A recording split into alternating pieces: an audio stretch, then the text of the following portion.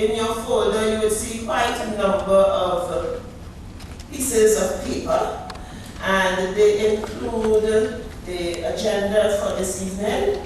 You also would find in your folder a calendar of events. So all the events that are coming up for the rest of the year, and Emancipation, the Emancipation Support Committee is there on your calendar. Please take note and plan your calendars and your personal calendars to suit. You also will find in your folder the schedule for the lecture series. The next event after this evening will be on Thursday, the 20th of June at Dallas, and we would love you to join us. So please pay attention to the papers. Don't just put them and carry on. Just don't look at them. The important information that we would like you to have, they are in your folders. You also find a cute little brown envelope that says, please make a contribution, and we are inviting you to make whatever contribution pleases your heart. At some point in the evening, one of our young members of staff will pass with a basket, and if you are shy to do it then, you can slip it in the box when you are leaving. So we thank you very much in advance for your generous contribution. My duty at this time is to welcome you.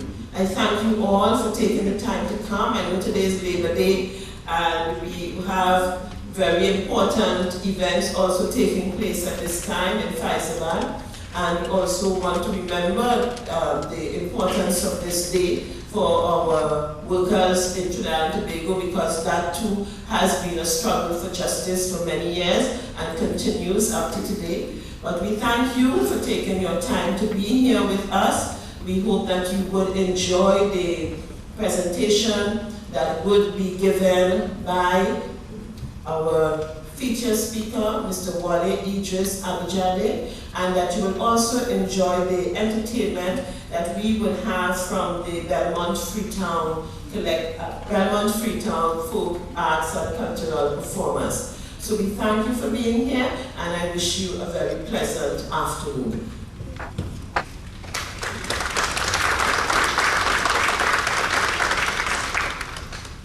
Okay, so next on the agenda, we have a dramaturgy and dance presentation by the Belmont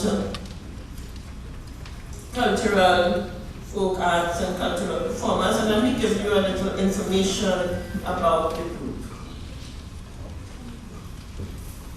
The Belmont Freetown Cultural Arts and Folk Performing Company has been in existence for the past 15 years. The group specializes in traditional folk dances, music, drumming, and drama.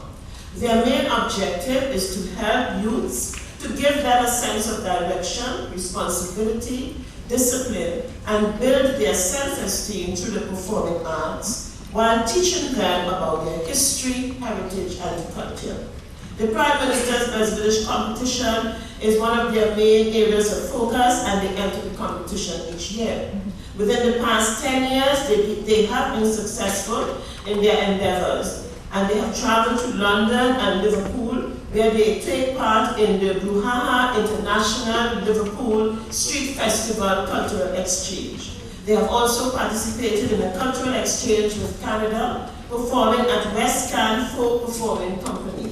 The dance company has also visited Germany and Scotland. So we have with us a dance group of whom we should be very proud, because they have represented us all over the world. So we are welcoming now the Belmont Freetown Cultural Arts and Folk Performing Company.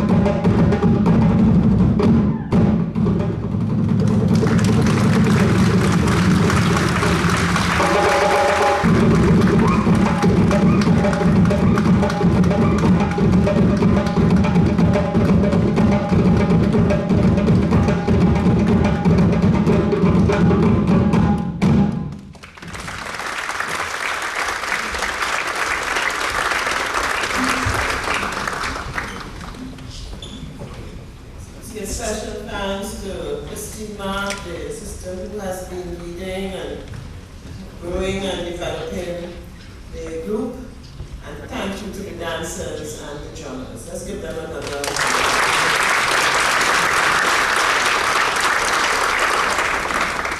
Okay.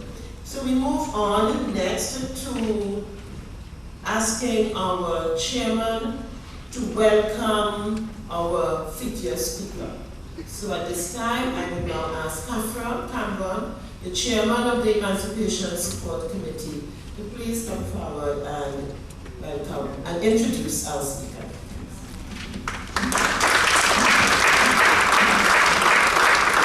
Thank you very much, Sister Zakia, chairperson, and let me say welcome to all of you who have come out here this evening for an occasion which I believe you will find very special one.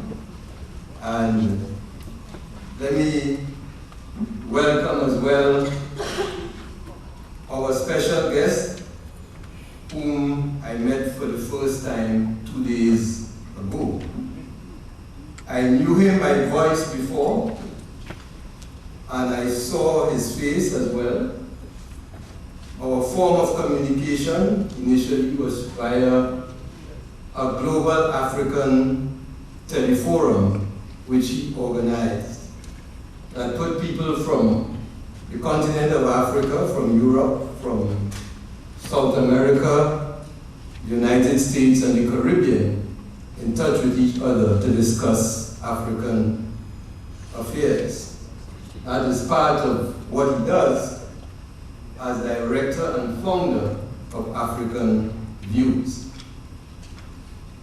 I wish to salute him as one who acquired his skills in institutions both of learning and of profit in another world, a predominantly white world of high finance. And he has made the sacrifice of bringing those skills into the world of global Africa by the setting up of African Views. It was a bold step based on the recognition that those among us who have skills also have a responsibility to contribute those skills to the benefit of all. Tonight is the opening of the Kwame Ture Memorial Lecture Series, a series that is in tribute to a son of the soil who made an international name for himself, dealing with African people's business, although his approach was a more militant one than that of our guest. I must say he has a very gentle spirit with a very deep sense of commitment. Today the country pays special homage to another national hero. He wasn't born in Trinidad and Tobago, but he's a hero of the people of Trinidad and Tobago and of the Caribbean, Cuba Uriah Buzz Butler, who used to call himself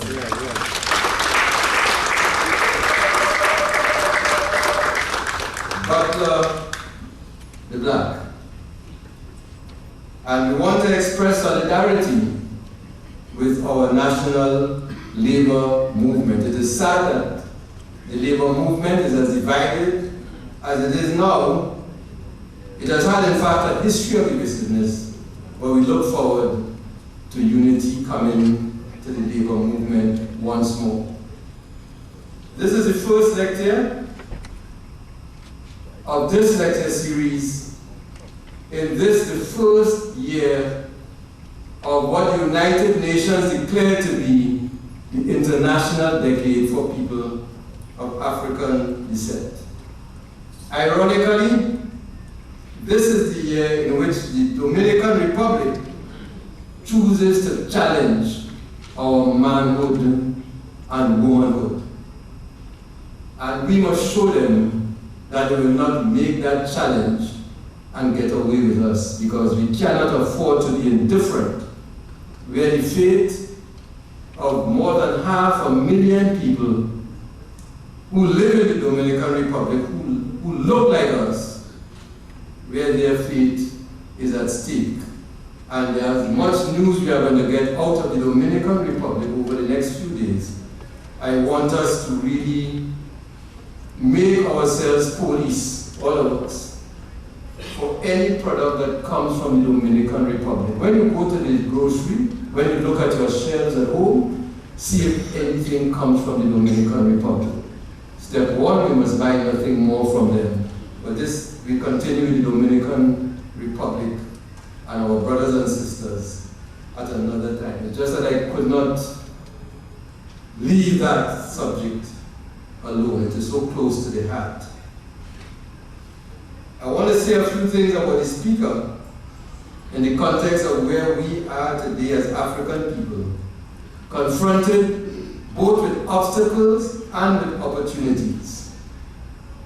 One example of where we are as a people, you read the economic world news, and 6 or 7 of the fastest growing economies of the world are located on the continent of Africa. At the same time, inequality and poverty are also growing on our continent. We can describe many more such realities facing our people that seem to contradict each other. There's positive and there's negative in all situations. And all of us have to fight against the negative and try to strengthen the positives. Our guest this evening, Brother Wale Idris Ajibade, his major focus is on strengthening the positive. That's a major focus of his work. He is very conscious of the very challenging environment in which humanity as a whole finds itself today. You know, all the drums of war and what is being done to the environment and the growing inequality and all of that. But it is an environment that is particularly challenging for Africans, whether we live on the continent or in the diaspora. And in the case of Brother Ajibade, he belongs to both spaces. He was born in Lagos, Nigeria in 1969. Incidentally, that is the same year in which the organization that led the Black Power movement, the National Joint Action Committee, was born. Also born in 1969, led the uprising of 1970. Now is the 45th anniversary of that uprising. One of the things we are observing this year. Brother Ajibade lived, after being born in Lagos, he lived and was educated in Vienna from the age of 14. And there at the University of Vienna, he acquired an MBA in economics and philosophy. Then went on to the United States. Initially, he went there to complete his PhD for the University of Vienna. And the direction he was moving in was philosophy. His PhD, he was targeting a PhD in philosophy.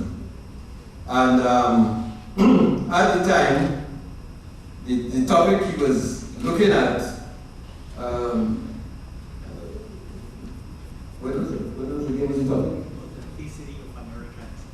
Authenticity of Americanism. And as you know, the country to which he went to do that is one where Africans from the continent are the highest achieving group in academics. It is a fact that Africans from the continent of Africa perform at a higher level than the Asians who are spoken about all the time in the education system in the United States. And if you further break down that group, you find that the most outstanding scholars among the Africans are Nigerians. And something that I learned from the brother about his background, he gave us a clue as to why. He started his education at the age of 2 in an educational boarding school in Lagos. That's where he comes from, in Nigeria. Now, he did not go on to complete his doctorate as he had intended, because in dealing with that subject, he had to look at the various ethnic cultures in the United States. And once he came to deal with the African American, as he said, he was overcome with a feeling of deep sadness from looking at the conditions that our people face in the United States and its effect on us as a people. So he moved from that and on that doctorate in philosophy, and he began a career in the financial world. And at the same time, he added another master's degree obtained from Columbus University in the US. That one was in economics and finance, since he was now in the world of high finance. From 1996 to 2008, he worked at high levels in the world of finance, beginning with Citibank, private bank. Then he moved on to the rating agency, Standards and Poor's, whom I believe we may hear from sometime soon. He went on to Reuters, and finally to the International Investment Advisors, where he was Director of Research and Marketing. And he managed the Korea International Investment Funds, a major portfolio, since it was one of the earliest promoters of the Korean economy. His experience of the conditions under which African Americans lived, as well as his knowledge of the African reality from which he came, continued to preoccupy him while he was providing services that, clear to him, increased the wealth of others. He finally got the inspiration to dramatically change his life from an experience in Brazil in 2007. And on his return, he formed a non-profit organization called African Views. And within a year, he retired from International Investment Associates. The world of finance had convinced him that we Africans could measure our problems, you know, they measure when you come to finance. And then we could attempt to solve them, and we could also develop measurements to make assessments of our progress. He's living in a society today, he still lives in the United States. African Views is housed in the United States. And that is a society where African Americans are coming under increasing siege. Or at least the technology of the cell phone is making us so much aware of the reality that it would seem that way. So we could see from here in Trinidad and Tobago, we could see Ghana being choked to death by the police in Harlem. A young boy child with a toy gun being murdered by the police. And 2 days ago, African people being shot to death in a church by a white youth. Our brother Ajibade would see in that not only a chance benefit coming from the new technology, what you would also see is an opportunity to think strategically of how we will consciously harness that technology and others for our protection and development. This is what African Views is all about. And in his lecture today, the founder and director will give you his practical experience in seeking to marry our African culture and modern technology to positively change our reality. Perhaps he may also tell you something about the African Diaspora Federal Credit Union and the African Diaspora Development Fund as he addresses the topic, Global Africa, Unlocking the Future Through Culture and Technology.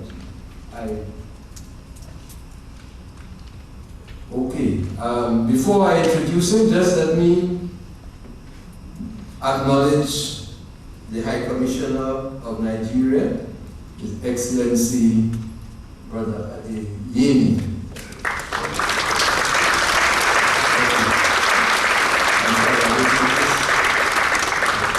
I couldn't see who was there in front of me. So I now welcome our brother,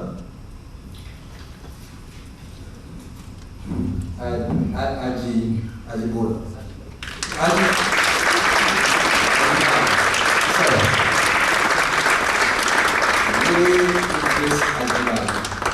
Welcome.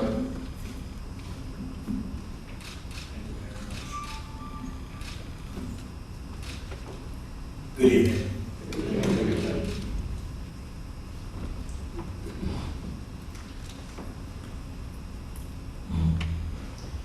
I am going to be presenting from the computer, and I do have an archaic computer here, so bear with me.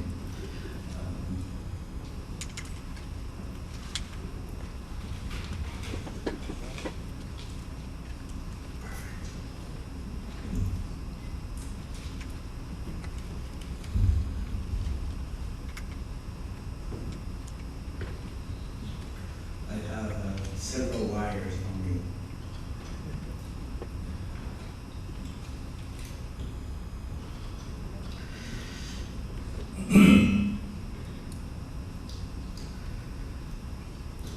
I am going to be presenting from the computer, but you'll be able to see my presentation on the screen.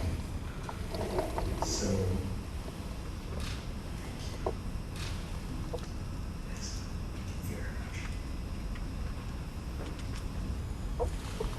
indeed, a great honor it is that by accident of history, the call has fallen on me to be summoned here to Trinidad and Tobago and to grace this memorable occasion with a lecture instituted by the Emancipation Support Committee. Honestly, I am still in awe to have been entrusted with such an important assignment by being asked to deliver this year's Kwame Ture's Memorial Lecture. Kwame Ture's contribution is of immense importance to the birth of many causes for the development and resurgence of African identity and the solidarity of the African world, and to the vitality of the Commonwealth and man's quest for an improved global African society. As a matter of fact, man's quest for a global society. I am grateful to the Emancipation Support Committee for providing me this opportunity to meet you, my brothers, my sisters, fathers, mothers, uncles and aunties, nieces and nephews, sons and daughters here in Trinidad and Tobago. Thank you.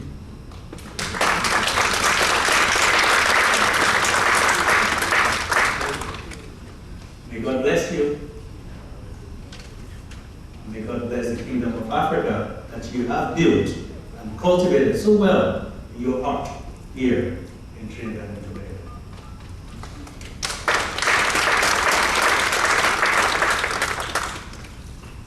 It is customary to African tradition that a guest brings a gift for the host. especially on such an important occasion. So on behalf of my organization, the African Views,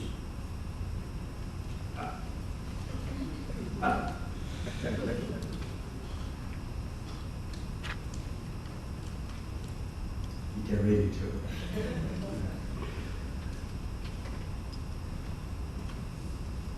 We hereby bestow the African Views Certificate of Recognition as a token of our observation and assessment by presenting the African Spirit Award to the culture diplomat, the elder, visionary, Honorable Khafra Kambon.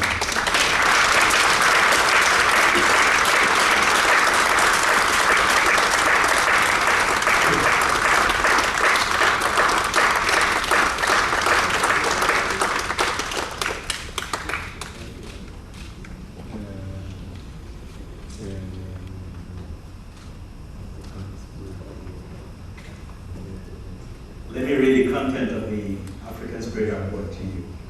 I am sure that my brother is no stranger to you in all his deeds.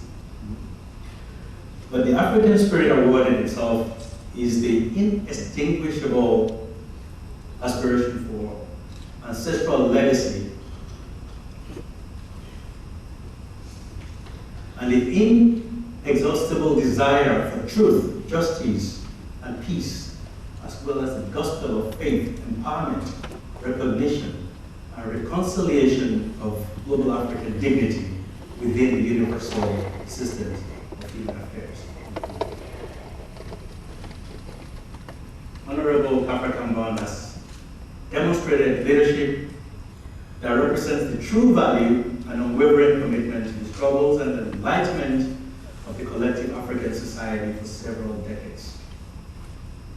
This is why we have brought with us this appreciation for his selfless commitment to bring African values to power in meeting its own responsibility within the universal ecosystem. Please join me again in thanking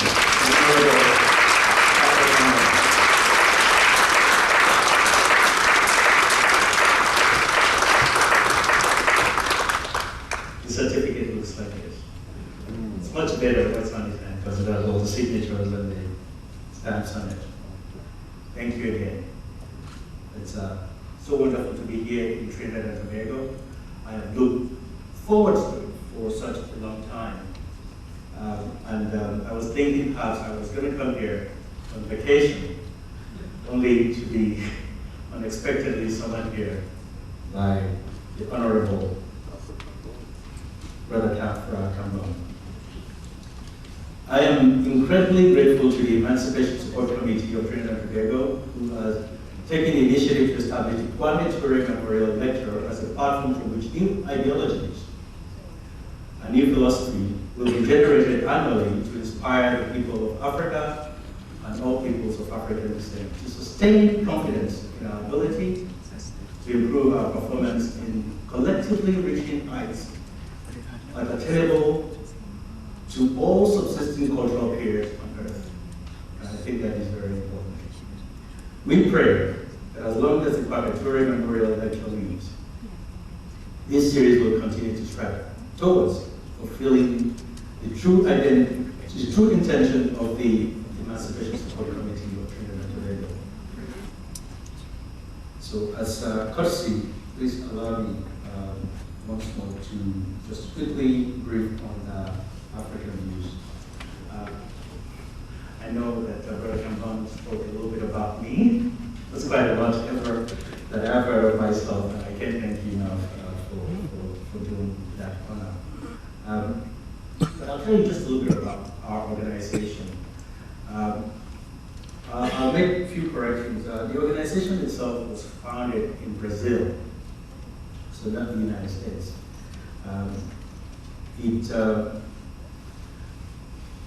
I think it came to being because of the gap that exists, and it's supposed to serve a particular purpose. It's based on a very simple principle that if we can measure our problem an African problem, which is very broad. If we can quantify those problems, we can solve them. So I endeavored to bring my experience in the financial world to approaching the problems.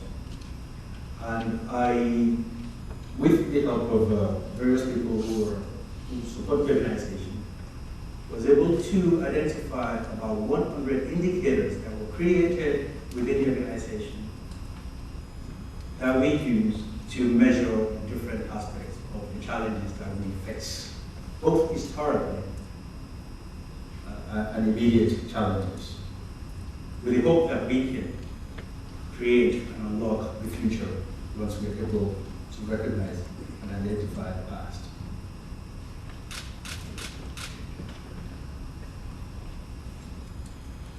As Honorable Kambon mentioned, some of the things we do in our organization, one of the things we recognize is the fact that the African community everywhere is really not poor of intelligence.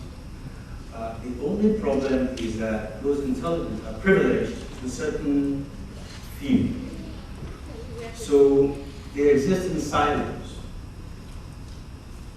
And what we have tried to do is to find ways to connect people wherever they may be. It's very hard to get our people out. So we thought, how can we reach anyone, even if they're sitting down in their homes, or their offices, or traveling? So our effort is to reach out to doing that. And with that effort, we have been able to connect children. This is something that I'm very proud of. We've been able to connect children in the diaspora with children on the continent, to share ideas, to meet each other via simple technology like Skype. And you will not believe the wonder that we experienced just by bringing children together. We connected classrooms in the Caribbean, in Africa, and in North America, as well as in Europe. And this is just the beginning. Some of the work that we are doing includes connecting, working with some groups, some technology developers in Colombia to develop software that is going to help our children, our young ones, as well as adults, a scalable program, concept that would allow us to teach African values and African history, and to be able to use that to channel opportunities in sciences and development.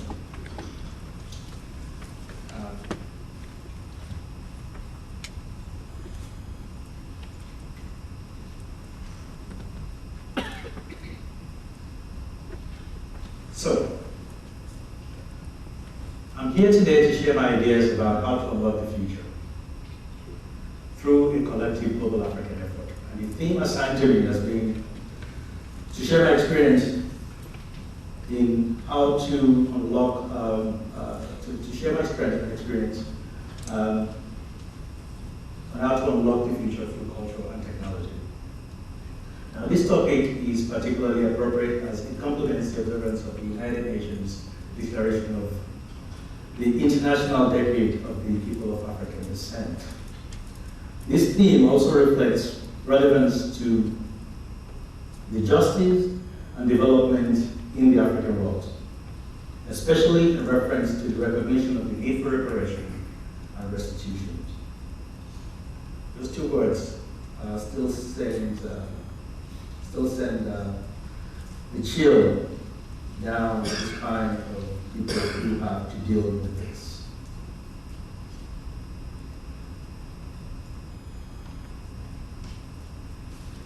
Now, this presentation is designed to address this issue.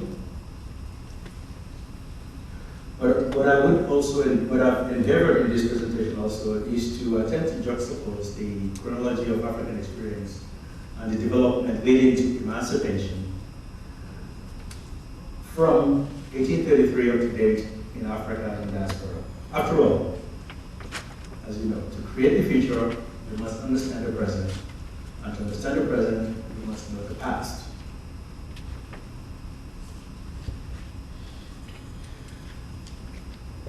Past and present future challenges. The search for the solutions often require an understanding of problems or how our elders might have approached analogous problems in the past. This process is imperative to the survival of African people everywhere. Now, many errors of truth consist merely in the application of wrong names to wrong things. What I have just said is very heavy on my heart, and I really hope to make the case with you today. Because words have meaning, and meaning have power. Therefore, it is very crucial that we are able to use the wrong words, to use the right words, and not use the wrong words for the right things. That is, to use the right words for the right things.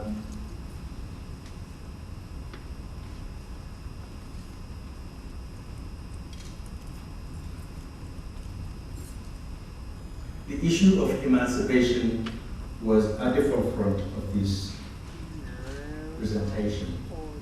I've been extremely concerned about it, and I spent a lot of time observing, analyzing, and with great effort to understand it. So let's take a look at it. In 1833, Thomas Buxton presented the Emancipation Bill in the Parliament. It was passed in 1834. This is something you know, so I'm not going to read it for you. But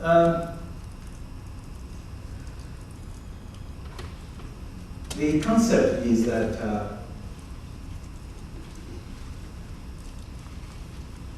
we celebrate emancipation every year, and we purport to understand what it means.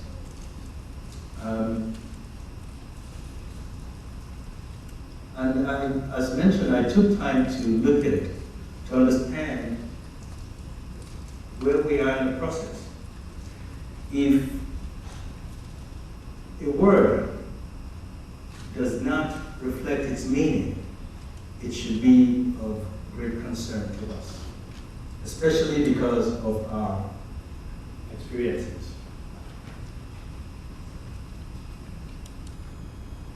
Emancipation is something that's brought to us, as we know it, from the Queen of England and the President of America.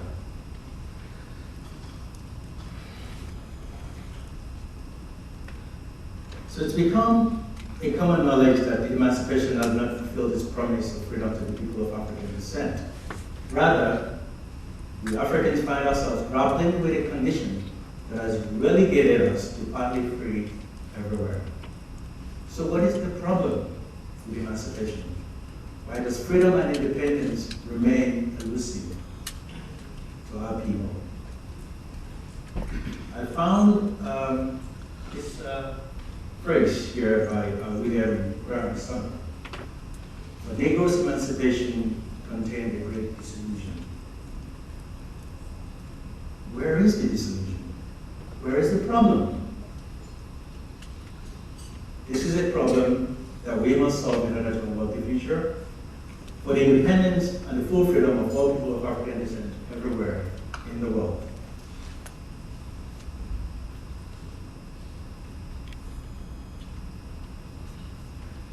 Certain words like emancipation, problems, independence, justice, poverty, revolution, elude definition because their very meaning differs significantly by conditions, either in various degrees in perspectives of the observer, to the various degrees in the consciousness and circumstances of those being observed.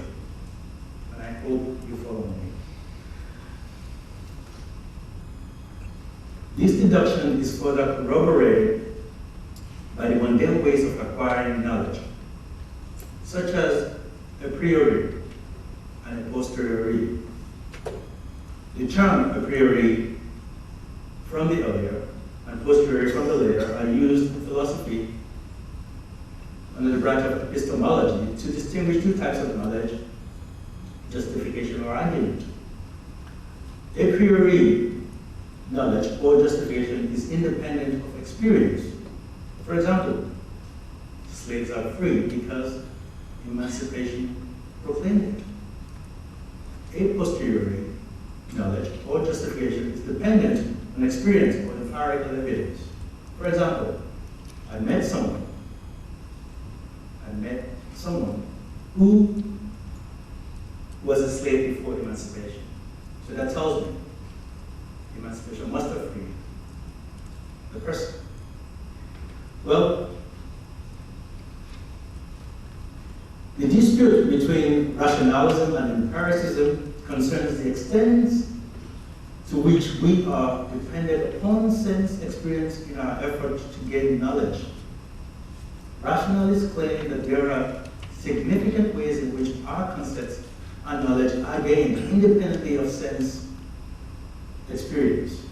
Empiricists claim that sense experience is the ultimate source of all our concepts and knowledge. Either way, neither method is error-proof. So what then is emancipation?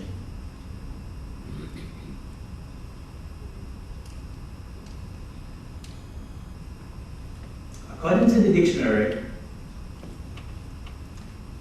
emancipate, emancipatio, to release, unfetter, unshackle from certain bondage by another.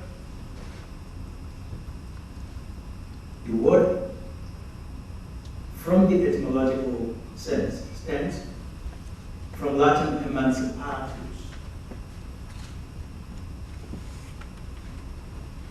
past participle of emancipare, to declare, for instance, a minor, free and independent of the father's power, by the thrice repeated act of emancipatio, manumission, give from one's own power and authority into that of another, to give up, to surrender, to transfer ownership.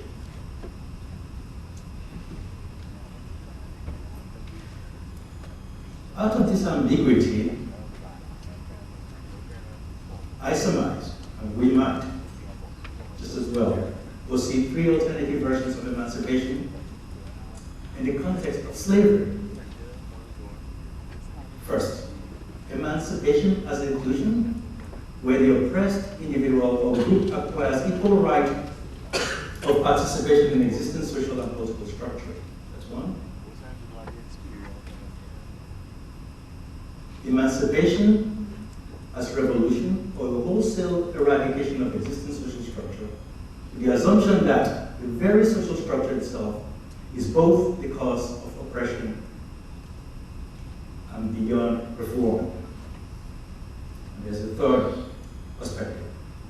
As unnecessary and fraudulent, since human beings are endowed by nature with inherent and inalienable rights, and with an innate sense of rationality to distinguish between good and bad, that among these are life, liberty, and freedom that cannot be transferred or surrendered or infringed upon by another, except in self-defense perhaps, wartimes, or as a consensual punishment by an agreed upon political authority.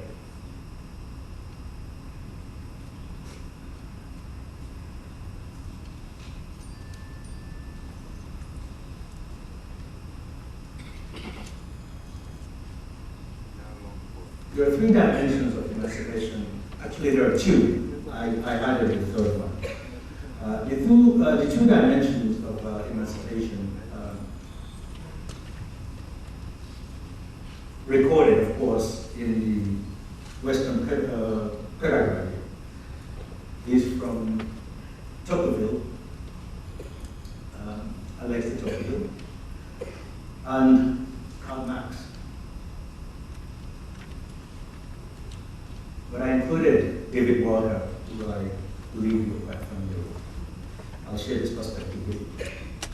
Now, emancipation as revolution might not only leave pressure structures of oppression intact, and this is topical, and anyone who knows the book will know that he is in love with Western civilization. He was. He was the one who sold America to Europe. And there was never a better salesperson than Alexis de Tocqueville. He wrote the book, very famous essays on the American farmer. Wonderful reading if you get a chance. Take a look at it. Letter from an American farmer.